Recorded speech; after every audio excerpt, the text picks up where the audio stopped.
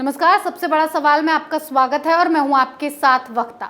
मंत्री जी और उनकी दोस्तों ने मिलकर वाकई इतना बड़ा घोटाला किया है कि ईडी की भी रोज रोज नए नए शहरों की सैर हो रही है। नोट के नोट मिल रहे हैं। इस बार ईडी ने ताला तोड़कर अर्पिता के फ्लैट के साथ साथ उनके नेल स्टूडियो में भी छापा मार दिया। इस छापेमारी में ईडी को एक और डायरी मिली है जो कैश लोग के नए नए राज खोलेगी कि कहां और कितना पैसा दबा हुआ है। पर सबसे बड़ा सवाल है कि ईडी इस छापेमारी से किस तक पहुंचने की कोशिश कर रही है। कौन है ईडी की रडार पर? इसी पर ज्यादा बातचीत के लिए हमारे साथ मौजूद हैं कैपिटल टीवी के editor in chief doctor Manish Kumar ji. Doctor साहब, आपका बहुत बहुत स्वागत है। धन्यवाद। डॉक्टर साहब, आज ईडी ने कोलकाता के 6 जगहों पर छापेमारी की है, कई सारी जगहों को खंगाल डाला है। आखिर ईडी किस तक पहुंचने की कोशिश में लगी हुई है? देखिए, पार्थो चटर्जी बेचारे न घर के रहे न घाट के रहे।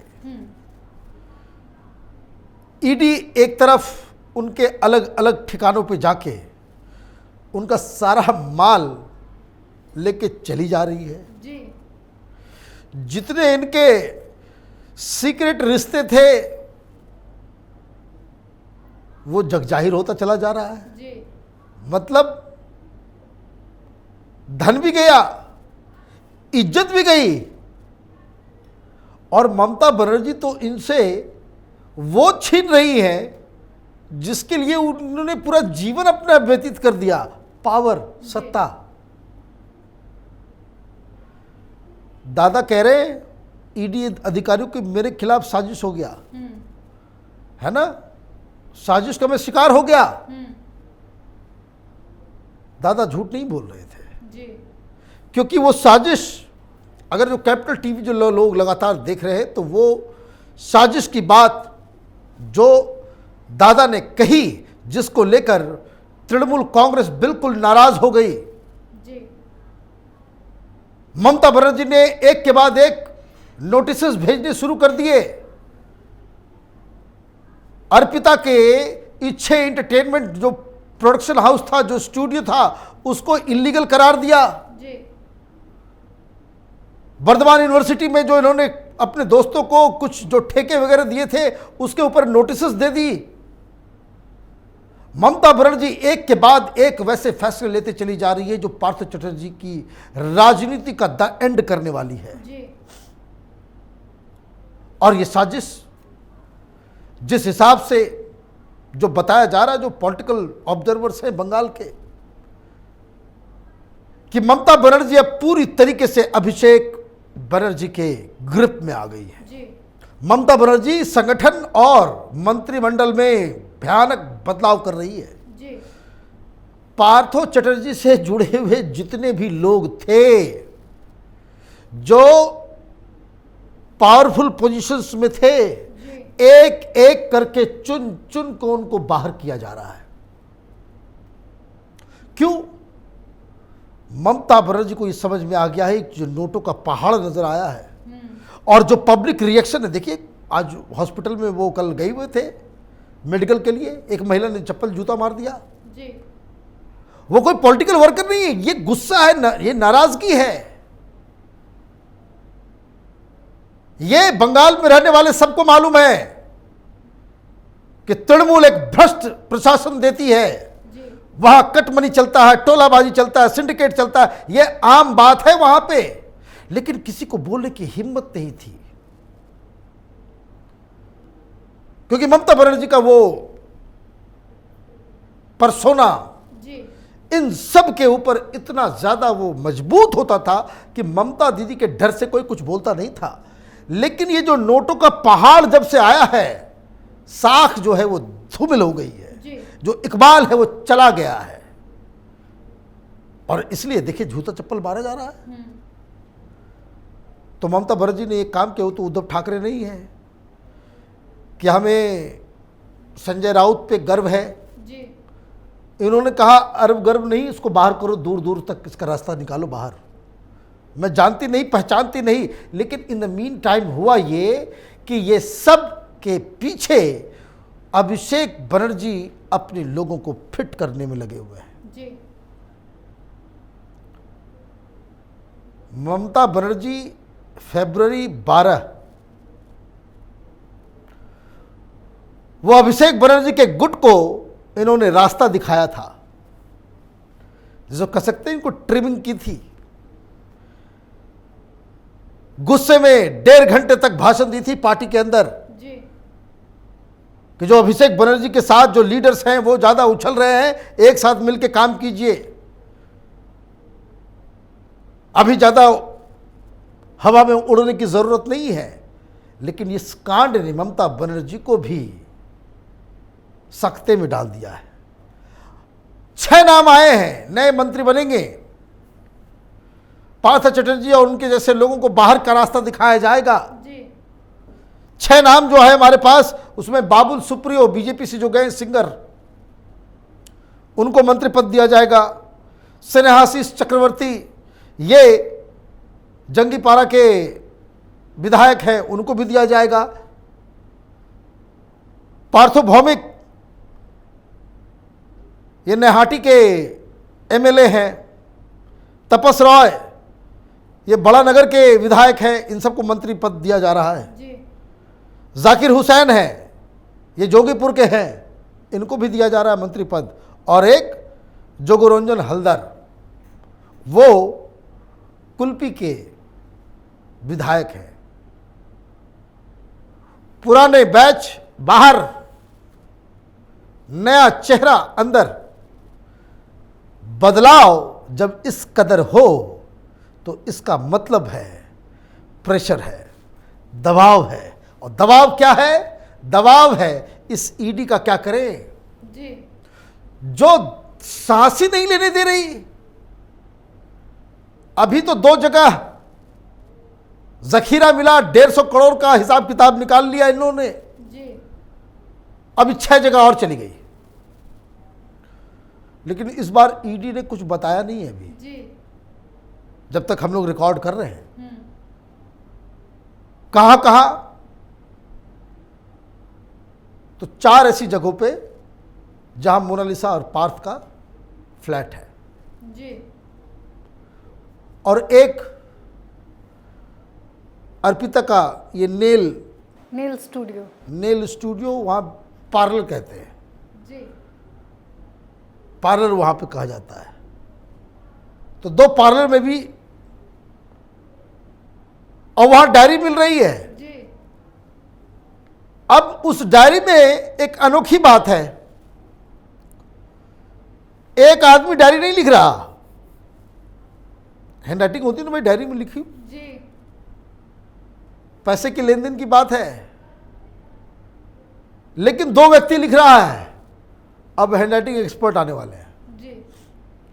उधर जो अर्पिता के घर पे मिला था, वो अर्पिता लिख रही थी, जी। इधर कोई और लिख रहा है। बहुत बड़ा रैकेट है भाई ये। अब हो ये रहा है, जो आपको मैं जानकारी दे दूं, अर्पिता और पार्थ चटर्जी से पूछताछ के दौरान ईडी को ये मालूम पड़ चुका है कि पैसा सिर्फ आता नहीं था, पैसा जाता भी था। और एक बड़े मंत्री का नाम आ रहा है, जी। कि इस पूरे स्कैम में उसका भी एक बड़ा रोल था। मतलब ये समझिए कि एक ऐसा सुगूफा, एक ऐसा मुद्दा ईडी के हाथ लगा है, जैसे होता है ना कभी कभी कोई इस तरह का कपड़ा होता है, या आप समझिए कि स्वेटर जी। एक जगह से फटा, उसको किसी बच्चे ने पकड़ लिया और घूमता हुआ चला गया, तो वो पूरा का पूरा खुल जाता है, पूरा धड़ जाता है, पूरा का पूरा एक्सपोज, खत्म। वही केस लग रहा है ये। जी। क्योंकि जहां सिंडिकेट काम करेगा, देखिए बहुत सारे लोग कह ही रहे हैं कि मोनालिसा एक सिंडिकेट चलाती थी, अर्पिता का अलग सिंडिकेट था। तो अभी तो शुरुआत है, लेकिन दिक्कत क्या है, इतने सारे इंफॉर्मेशन ईडी के पास आ रहे हैं। जी। ईडी के अधिकारी भी पजल्ड हो जा रहे हैं कि क्या करें, इधर जाए कि उधर जाए। लेकिन एक बात तो क्लियर है कि जो छापेमारी कल हुई है, उस छापेमारी में भी कई सारे भेद, कई सारे राज खुल गए। हो क्या रहा है, यहां ये लोग जाते हैं जी। ईडी भी अलग तरीके से काम करती है ना। लोगों की गुस्सा, नाराजगी सब मालूम है। पहले जो 2 जगह डायमंड सिटी, टॉलीगंज के अंदर जो छापेमारी हुई, सब भाग गए। जी। कोई बताने को तैयार नहीं। पार्थ चटर्जी के खिलाफ कौन क्या बोलेगा। जेल वेल नहीं गया, वापस आ गया, कौन अपना गर्दन फंसाए। लेकिन अब जनता जान गई कि भाई बाहर निकलना इनका मुश्किल है, तो अब लोग भी सामने आकर के बता रहे हैं। जी। तो किस फ्लैट पे कौन आता था, कौन जाता था, कब जाता था, कैसे जाता था, कैसे जाता था, कहां क्या होता था, तो ये सारी चीजें बाकायदा ईडी सबको जांचबीन कर रही है। जी। एक बड़े मंत्री का नाम 1-2 दिन के अंदर ईडी उसको पूछताछ के लिए बुलाएगी। जी। 1-2 लोगों को तो ऑलरेडी बुलाया जा चुका है। क्यों बुलाया जा चुका है? क्योंकि उन लोगों के नाम डायरीज में निकले हैं। डायरी में इस कदर से कि जो फर्जी नौकरी दिलवाना है, तो कौन कैंडिडेट है, किसके रेफरेंस से आया है, ये अर्पिता ने सारी वो जानकारी दे दी कि सब तो पैसा हमारा नहीं है। और पार्थो चटर्जी भी कह रहे पैसा मेरा नहीं है। भाई तुम्हारा पैसा नहीं है तो फिर किसका है? लेकिन सर, जिस हिसाब से इतना पैसा बाहर आ रहा है, जनता का गुस्सा देखने को मिल रहा है। जैसा आपने बताया कि पार्थ पर किसी महिला ने चप्पल फेंक कर मारी, लेकिन ये सब बड़ा सवाल उठता है कि बंगाल में ही इतना पैसा है, ये पैसा है किसका आखिर? देखिए, जनता भी यही जानना चाहती ये जनता का पैसा, ये जनता से लूटा हुआ पैसा है। जी। ये हिंदुस्तान के नेताओं के चरित्र हो गया है। वो हर पार्टी में है, मैं आपको बता दूं। ऐसा नहीं कि मैं सिर्फ बोल रहा हूं कि भाई टीएमसी, कोई नेता जीतता है चुनाव, उसको लगता है कि कैसे करोड़पति खरबपति बन जाए। जी। 43,000 के आसपास इनके पास था कैश, जब 2011 में इन्होंने अपना फॉर्म भरा था, पार्थ चटर्जी। जी। अभी तो 2-2 लाख रुपए का जो गड्डी है, 2,000 रुपए वाला, वो ऐसे फेंका हुआ है जैसे लग रहा है कोई डस्टबिन में कागज फेंकता है। जी। उस तरह से पैसे फेंके हुए थे। तो लक्ष्मी का निरादर करोगे तो यही होगा, पकड़े जाओगे। सारा कच्चा चिट्ठा। ये सारे लोग बंगाल की जनता को लूट रहे थे। ये बंगाल की जनता का पैसा है जो टीएमसी के नेता अपने घर में जमा करके रख रहे हैं। और किस चीज के लिए? नौकरी देने के बहाने से। जी। अभी तो सिर्फ ये एक डिपार्टमेंट का खेल है। अभी आप देखते जाइए कि किस तरीके से और लोग जो है वो गुस्सा, वो बाहर आएंगे, क्योंकि इसमें कई सारी चीजें, कई नई बातें सामने आ रही है। पार्थ चटर्जी अब तक कोऑपरेट नहीं कर रहे, मतलब उनसे सवाल पूछा जाता है वो चुप हो जाते हैं। जी। ईडी दफ्तर में दोनों को एक ही जगह रखा जाता है, दोनों का अलग अलग हिरासत है, दोनों अलग अलग जगह पे रहते हैं, अलग अलग कमरा है इन लोगों का, वो ग्रिल लगाया हुआ जो होता है। जी।